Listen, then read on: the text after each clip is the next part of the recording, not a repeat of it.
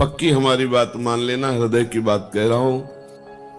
और कोई नहीं इनके जैसा कृपालु, बहुत कृपालु दरबार मिल गया, श्री जी के चरणों का आश्रय मिल गया।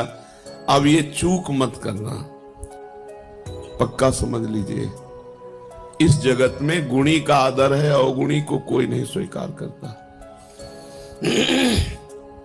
इस संसार में लायक को पूजा जाता है, नालायक को ठोकर लगाई जाती है। लेकिन श्री जी का दरबार ऐसा है जहां लायक को रोक दिया जाता है और नालायक को पास कर दिया जाता है। इनको अपनापन बहुत प्यारा लगता है, इनको सिर्फ अपनापन की ये मेरा जन है, बस साथ चलना है, हम तुम्हें साथ लेके जाएंगे। निरंतर नाम जप का अभ्यास, प्रियाजू के चरणों का आश्रय, आठों पहर में जितनी बने उतनी सेवा, और ठसक महारानी जू की, हमारे माई श्यामा जू को राज। बस इस कलिकाल का कोई भी दोष हृदय में अपना प्रभाव नहीं दिखा पाएगा, कोई भी विकार हमको परास्त नहीं कर पाएगा। सच्ची मानिए महारानी जू का बहुत बड़ा बल है, अलबेली सरकार है।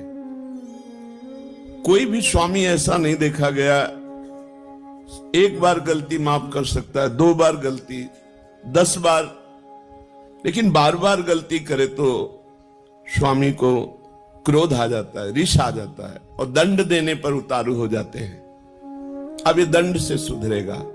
लेकिन हमारी महारानी जू ने कहूं न रिश कहूं, भूल हूं न होत सके, तो बोले फिर महारानी जू तो दंड नहीं देंगी। लाल जू बोले वो तो यो आधीन स्नेह विवश भी और कछु न सुहाई, वो तो प्रियाजू की भ्रकुटी की तरफ देखते रहते, इशारा क्या है बस, तो हम जीत गए।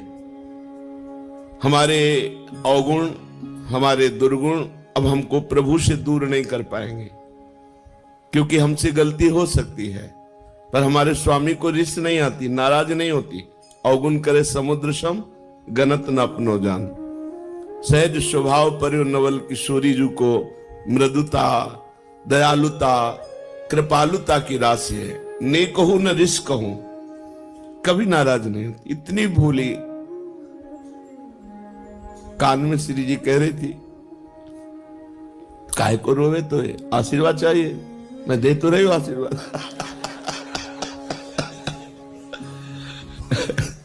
काहे को रोवे, तो काहे को, क्या आशीर्वाद चाहिए बोल, मैं दे तो रही हूं। तो लाल जी ने कहा हम भी दे रहे ना। दोनों बोले थे ना, वो कहते हम भी दे रहे ला। करुणा समुद्र श्री प्रभु यही है, ये वृंदावन उनका घर है, उनका महल है। हम लोगों को उन्होंने घसीटा है अपनी कृपा से। अब इतना घसीट के छोड़ देंगे क्या? नहीं नहीं, विश्वास करो, ऐसे ही गोद में खिलाना है, ऐसे ही दुलार करना है, यहां भी और शरीर छूटने के बाद भी। ये मन में आ जाना चाहिए, हमें श्री जी के पास जाना है। हमारे जीवन में एक उत्साह आ जाना, जिसे हम किसी अपने प्रियजन के घर जाना हो तो कैसा उत्साह रहता है। मुझे अमुक के जिनसे प्रेम है तो हमारा मन होता है ना कि हम उनके पास जाएं। जैसे परदेश गया हुआ आदमी अपने घर में जाने के लिए कैसे तत्पर रहता है, ऐसे हमको दिन में कितनी बार याद आता है कि हमें प्रियाजू के पास जाना है, हमें अपने स्वामी जी के पास जाना है, हमें वृंदावन जाना है। बोले वृंदावन रहे तो अभी हम देख नहीं पा रहे ना, हमें वृंदावन जाना है, हमें प्रियाजू से मिलना है। बोले वृंदावन में रह रहे प्रियाजू की सेवा करो, नहीं मुझे वृंदावन जाना है। वो वृंदावन यही है, पर हमें दिखाई नहीं दे रहा। हमें ईंट पत्थर का, हमें संसारिकता दिखाई दे रही। नए नक्षत दिखत नहीं, ये माया कर रूप नहीं। मुझे वृंदावन, मुझे प्रियाजू के अपने घर जाना है। हमारे घर के हैं, स्वामी हैं, सखा है, जीवन धन है। बस ये बातें अंदर चलने लगे, अंदर ये मनन चलने लगे, बस हमारी माया पर विजय प्राप्त करने वाली वृत्ति आ गई। हर समय इन्हीं का स्मरण बना रहे। इनको अपनापन बहुत प्यारा लगता है, इनको सिर्फ अपनापन की ये मेरा जन है बस, और कोई नहीं इनके जैसा कृपालु।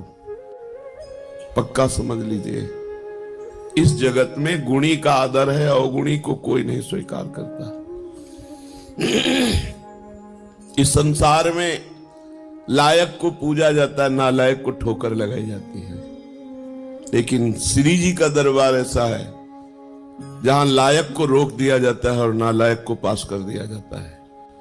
पक्की हमारी बात मान लेना, हृदय की बात कह रहा हूं।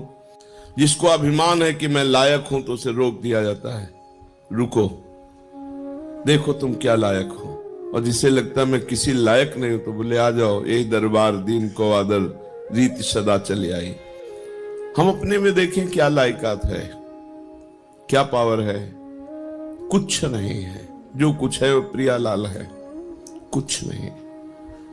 अगर हम में जितेंद्रियता है, पवित्रता है, भजन है, सेवा है, तो उन्होंने मुझे स्वीकार किया इसलिए है, अपने में कुछ नहीं। बस मस्त रहना सीखो। अपने घर जाना है, अपनी प्रियाजू से मिलना है। अब इस बार चूक नहीं होनी, अनंत जन्मों से भटकता रहा, अब नहीं चूक होनी। अब घर जाना है। जैसे घर जाना है तो फिर जिस घर में रहते होते उसमें राग नहीं होता है, क्योंकि वो परदेश है, परदेशी दूसरे के मकान पे राग नहीं करता। ये सब राग करने लायक नहीं। हमें अपने घर जाना है, श्री जी के पास जाना है।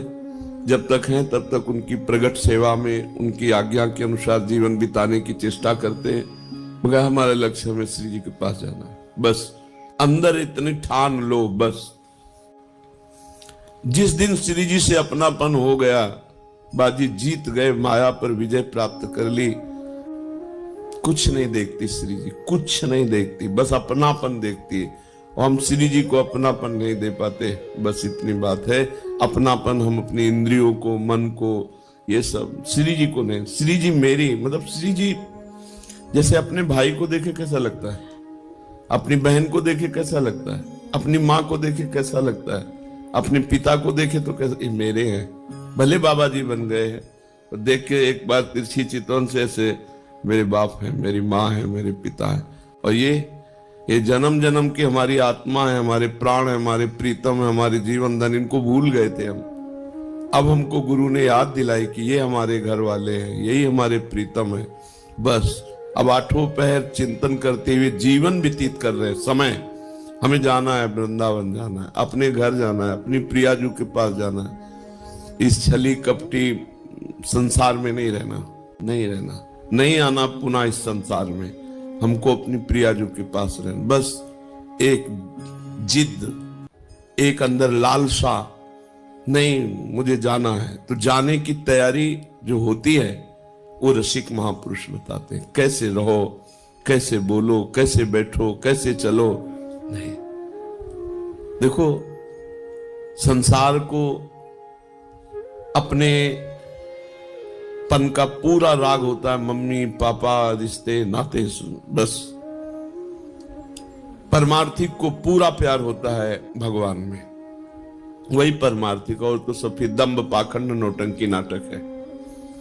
पैसा कमाने का, वासनाओं की पूर्ति करने का, पेट भरने का हमने धंधा खोल लिया। फिर तो अगर प्रभु से प्यार नहीं, प्रभु से अपनापन नहीं, प्रभु की प्राप्ति की लगन नहीं, अगन नहीं, अंदर आग नहीं पैदा हुई, प्रभु के लिए जलन पैदा नहीं हुई, तो फिर क्या, फिर तो खाते पीते जीवन व्यतीत करते। पशु पक्षी भी है, अन्य योनिया भी है, अन्य जन भी है।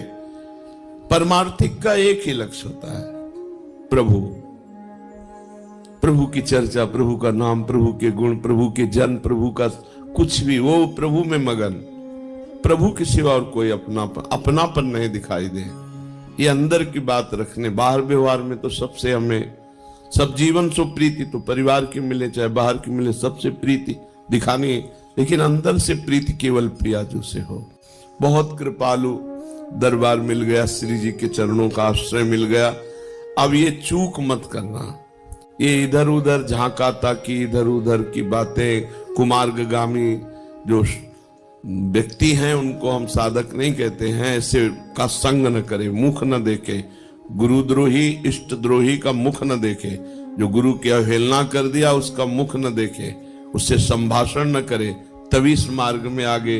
अगर ऐसे लोगों को मित्र बनाओगे, ऐसे उससे बात करोगे तो तुम भी भाग जाओगे, तुम्हारे अंदर भी मलिनता आ जाएगी, प्रतिकूलता। और ये जन्म मिला श्री जी से मिलने का। मान लो साथ चलना है, हम तुम्हें साथ लेके जाएंगे। कैसे? हमारा एक स्वरूप ये है जो तुम पांच भौतिक देख रहे हो, एक स्वरूप है जो तुम्हारे हृदय में बैठा है, जिसे तुमने गुरु माना है। वो तुम्हें जीवन मुक्त बना के लेके ही जाएगा, वो नहीं जाएगा कहीं। ये स्वरूप तो ढनक सकता है आज भी, कल भी, कभी भी, लेकिन जो तुमने गुरु माना तुम्हारे हृदय में है, जो भाव, वो भाव रूपी गुरु तुम्हें महाभाव में पहुंचा कर ही ले जाएगा। ये हमने बड़े महापुरुषों से, श्री एकनाथ जी महाराज अपनी भागवत में कहते हैं कि जिसने भाव से गुरु बना लिया तो गुरु का बाह्य शरीर तो पंच भौतिक है, वो तो क्षीण हो जाएगा, लेकिन गुरु का भाव दे शिष्य को जीवन मुक्त बना के ही मुक्त होगा, चाहे जितने जन्म लगे। अब तो नजदीक आ चुके हो, जन्म की तो कोई बात ही नहीं रह गई, क्योंकि धाम में यहां वास कर रहे हैं, प्रियाजू के नजदीक हर समय उनकी परिचर्या में। अब तो हमें जाना ही प्रिया, बस आपको ठान लेना है मुझे प्रियाजू के पास जाना है। और ये जहां ठाना तो आपके पास माया अपने ऑफर भेजने लगेगी, ये भोग भोग लो, ये मकान ले लो, ये ले लो, ये ले लो, बस नष्ट हो गए आप। ये माया है, सब कुछ करा सकती है, लेकिन प्रियाजू नहीं दिला सकती। उसके लिए सब कुछ छोड़ा है। त्यक्त्वा स्वजन बांधवाहा, अब नहीं, अब प्रियाजू चाहिए।